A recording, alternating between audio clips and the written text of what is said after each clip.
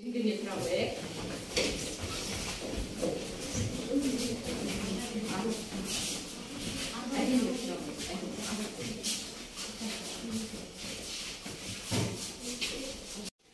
бүгінгі сабақта жақсы бағалар алып, бүгінгі сабаққа белсене қатысуға тырыс. Айнары, бүгінгі сабаққа сәттілік. Әлішер, бүгінгі сабаққа белсене қатыс және сәттілік. Әлішер, саған жақсы баға olur. Жұмысымызды аманлы бірге сәттілік. Бүгінгі сабақта денсаулық. Әлішер, бүгінгі сабаққа жақсы қатысып, жақсы баға olur. Сіздің бүгінгі сабаққа өте керемет қатысып, күштегі бағаларын. Рахмет саған бүгінгі сабаққа сәттілік. Диляра, бүгінгі сабаққа жоғары баға. Біздер бүгінгі сабаққа сәттілік. Бүгінгі сабаққа жақсы жұмыс. Қазір кем саған сәттілік тілеймін. Диляра, мен де саған сәттілік тілеймін. Нұрай, бүгінгі сабақта денсаулық. Бүгінгі сабаққа белсенді қатыс. Бүгінгі сабаққа белсенді қатыс. Жақсы, керемет оқушылар. Бүгінгі сабаққа барлығыңызға да сәттілік тілеймін. Балалар, енді топқа бөлеміз. 1, 2, 3 деген сан бойынша. Бастаймыз. 1, 2, 3, 1, 2, 3, 4, 3, 4, 5, 2, 3, 4. Жақсы. Енді бірінші топ мына қатарға тез отыра қояйық. Бірінші топ, екінші топ мына қатарға отырамыз, үшінші топ ана қатарға отырамыз. Бүгінгі біздің екінші сабағымыз Экспо 2017 Астана қаласында. Бүгінгі сабағымыздың мақсаты есеп тақырыбынан ауытқымай, абзац түрлерін жүйелі құрастырып, көтерілген мәселе бойынша келісу, келіспеу себептерін айқын көрсетіп жазу. Яғни келісу, келіспеу эссесін жазамыз. Оған дейінгі бірінші тапсырмамыз қазір қоржын әдісі арқылы үш қатарға біздерген жаңа рет санымен 1, 2, 3 деп рет санымен бөлінді. Соған үш оқушы келіп, мына жерде қоржыннан карточка аласыздар. Қандай павильон? Нұрәлем, Сингапур, Франция павильон. Жақсы, орындарыңызға отыра қояйық. Сұрақ бойынша Нұрәлем павильоны, Сингапур павильоны, Франция павильоны.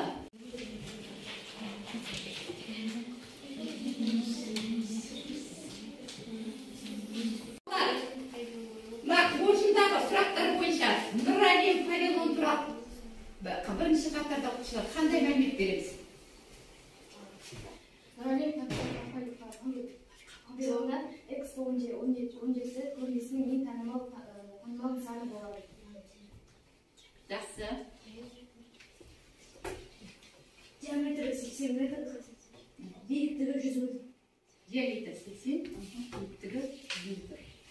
Нұрәлем павильоны күн энергиясы тарихын салт дәстүрін айтады. Нұрәлем павильоны 8 қабаттан тұрады. Нұрәлем павильонының 7-ші қабаты ғарыш энергиясын білдіреді. Жақсы. Яғни Нұрәлем павильоны туралы оқушыларымыз жақсы түсінік беріп отыр. Өте тамаша. Сингапур павильоны туралы не айтамыз оқушылар? Сингапур энергетика саласындағы тың жобалармен мақтанады. Сингапур 2 қабаттан тұрады. Біріншісінде Сингапурдың жасыл энергия саласындағы жетістіктермен мақтанады. Ал екіншісінде ел жастары бізге жіберген тілектер салынған шиналар ілулі тұр. Кәдімгі шынылар ілулі тұр. Жақсы, тағы қосатынымыз бар ма? Сингапур павильоны туралы не қосамыз? Келесі, Франция павильоны туралы қандай тілек бар? Қандай мәлімет айтасыздар? Бұл павильон қоқыс жинау үшін және қоқысты қайта өңдеу үшін. Қоқыс жинау, қоқысты өңдеу машиналарын шығарады дейді. Сосын жақсы. Тағы да не айтамыз? Және олар самандар, электр пайда Электросамокаттар бар ғой қазір, иә? Электровелосипедтер, иә, осы. Соларды ойлап тапқан. Қай қосатынымыз бар ма? Жас Айнара. Және Франция павильоны бірнеше зонаға бөлінген. Экоқала және экологиялық болашақ және экология. Жақсы. Қай қосатынымыз бар ма? Міне оқушылар біздер енді осы мына қоржындағы бір әлем, Сингапур, Франция павильон туралы түсінік берді. Бірінші жаңа оқушыларымыз енді жақсы деп бағалауға болады. Жасырын смайлик әдісі. Әр қатарда бір оқушының партасының астында жасырын смайлик тұр. Сода сұрақ бар. Оқушылар, партамыздың астын қарап көрейік. Кімнің партасының астында жасырын смайлик бар екен? Ақерке. Гүлсезім. Жақсы. Енді сұрақ бойынша. Сұрақ. Менің ойымдағы Астана. Мен Астананы болашақта осылай көремін. Менің ойымша Астана болашақта өте көркейіп, әдемі қала болатын секілді. Және көптеген ұзын ғимараттар, технология дамиды деп ойлаймын. Және бізді Астана әлемнің түкпір-түкпірінен, Астанаға түкпір-түкпірінен көптеген туристер келеді деп ойлаймын. Және Астана елордамыз жаңа атаумен аталатын секілді. Жақсы. Яғни өзің ойыңда жақсы. Қалай көз алдарыңызға елестетесіздер? Менің ойымдағы Астана тағы да. Оқушылар қосатындарыңыз бар ма? Менің ойымдағы Астана. Үлкен ғимараттар дейді. Жақсы. Әсем табиғат. Әсем табиғат. Ақерке міне өте жақсы. Бәйтерек бар.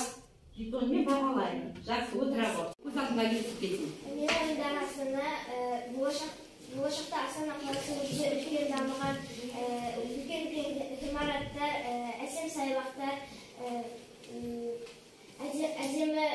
әдемі дамыған мәдениет үйлер, тұрғын үйлер болады деп ойлаймын. Және менің ойымша болашақта Астана қаламызда, Қазақстанымызда жаңа президент болатын сияқты. Жаңа президент болатын сияқты. Жақсы, өте жақсы. Бәйтерекпен енді өте жақсы бағалаймыз. Келесі, Ақназ, сенің ойыңдағы Астана қалай елестетесің? Ақназдың жобасын тыңдап көрейік әне балалар. Тыңдаймыз балалар.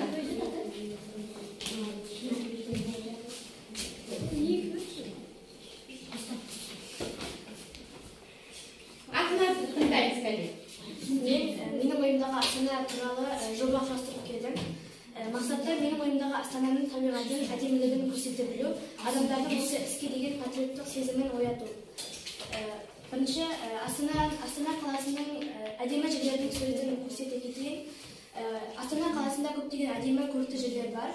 Олардың бірін айта кететін болсам, Бәйтерек, Хан Шатыр, мешіт және тағы да Экспо 2017 және тағы да басқа да әдемі жерлер бар.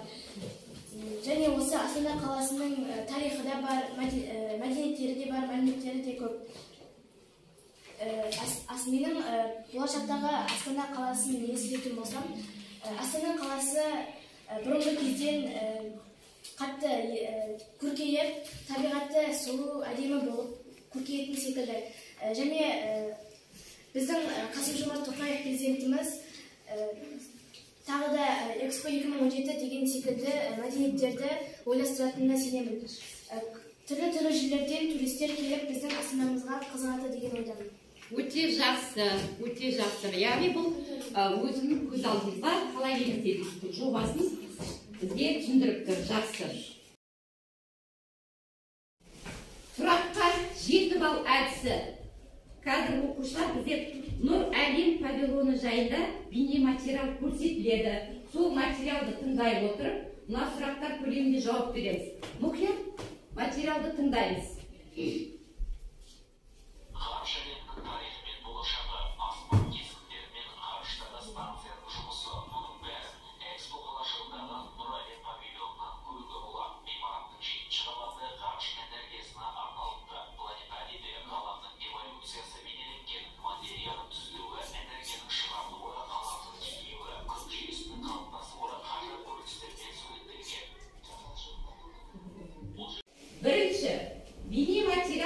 туралы айтылған. Естай? Нұрәлем павильоны. Дұрыс. Нұрәлем павильон туралы. Екінші сұраққа. Павильон неше қабаттан тұрады?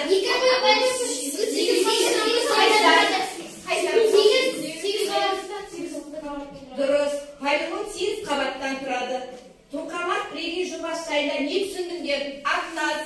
Курчат қаласында орналасқан 30-дан аса мемлекет жұмыс істейді. Курчат қаласында орналасқан 30-дан аса мемлекет жұмыс істейді. Екінші қабатта осы не жайында айтылған? Екінші қабатта. Жүніс жауап береміз. Екінші қабат су энергиясы жайында. Жақсы отыра отыр. Төртінші тапсырманы ашамыз оқулықтар. Мәтінді оқимыз барлығымыз. Мәтінді оқып шығамыз балалар. Мәтінді оқимыз.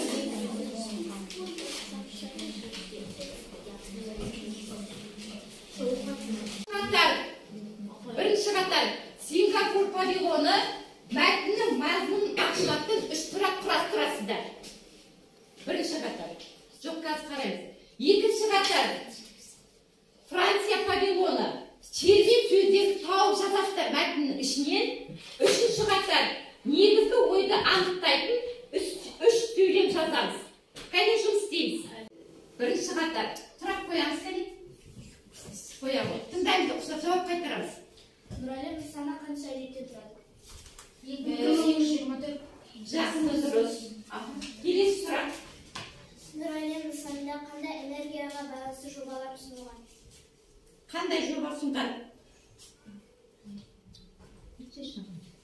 Арыш тыншық кинетика. Жоба деген. Дұрыс қойып. Дұрыс. Келесі. Қаттырақ айтшы, қандай жоба деді кім? Арыш тыншық кинетика. Жақсы. Келесі сұрақ қояйық. Экспонат сөзінің қазақша аудармасы. Экспонат сөздің қазақша аудармасы. Жәдігер, өте тамаша. Жақсы. Жақсы, отырамыз. Келесі. Екінші қатарда оқушылар Франция павильоны термин сөздер теріп жаттық па? Қандай термин сөздер бар? Тура.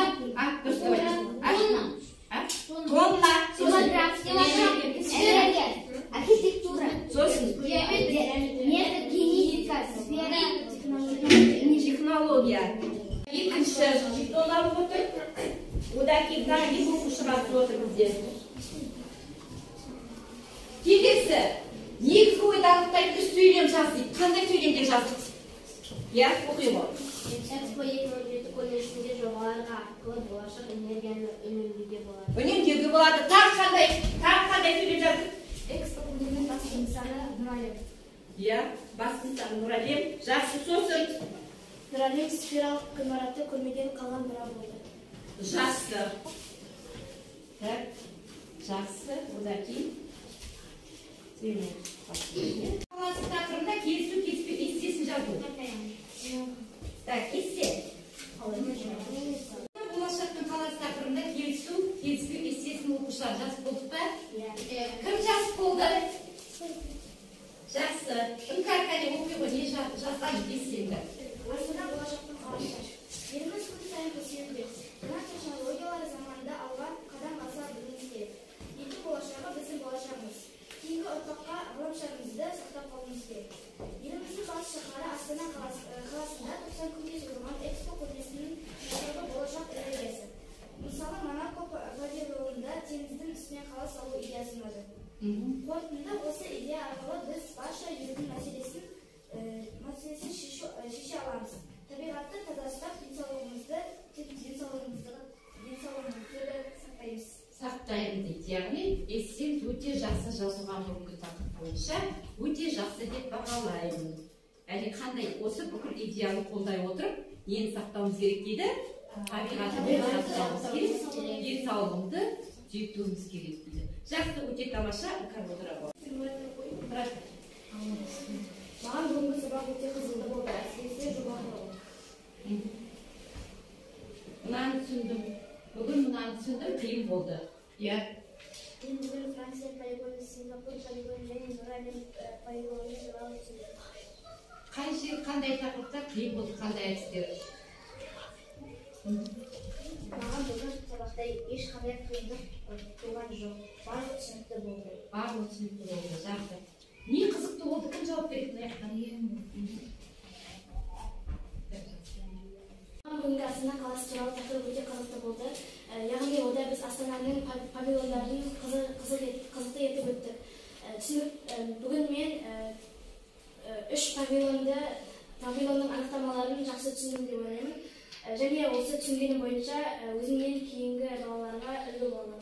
Жақсы, өте тамаша. Балалар бүгінгі сабаққа барысында өте жақсы қатыстыңыздар. Естеліктер үшін өте рахмет. Үйге тапсырма осы тақырыпты ары қарай аяқтайсыздар. Осы тапсырманы Астана болашақтың қаласы деген тақырыпта 153 көлемінде есте жазамыз. Сау болыңыздар.